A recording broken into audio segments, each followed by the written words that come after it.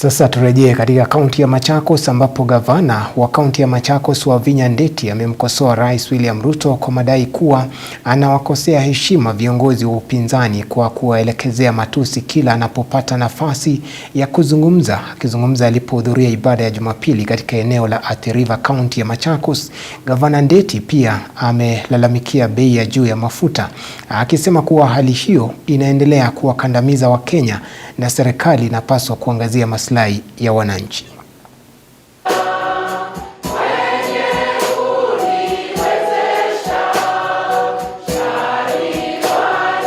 In this country, people have become so evil. People don't like each other. Watu ni kutukanana, watu ni kuwekelea wale wengine maneno ya uongo.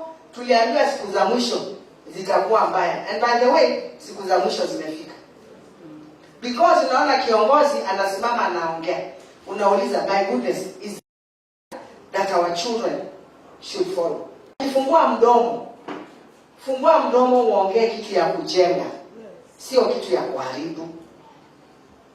Watu wameanza kuchocheana, tunaelewana, and there are others who are aggravating others, ndio waanze kuleta nini? Vita.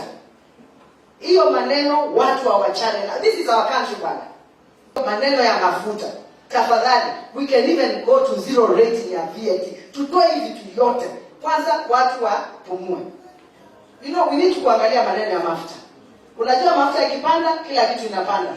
Kwanza hapa Mavoko. Now since the fuel is high, the production, I have a lot of industries here. The cost of production in my industries has gone up. Na ndio naona watu wameanza kuhama huku, wanaenda Tanzania, wanaenda Uganda, wanaenda kufungua mafactory huku. Why are we chasing our investors from here to go to Tanzania? Sasa na mimi nauliza Rais wa Jamhuri ya Kenya, imekuwa lini, ilifika aje ikawa kuna viongozi wako na akili na wengine hawana? Bwana Rais, heshima ni jambo la maana. Sitaki nikujibu wewe ungekule na uko na mandate ya nchi, lakini pale unatupeleka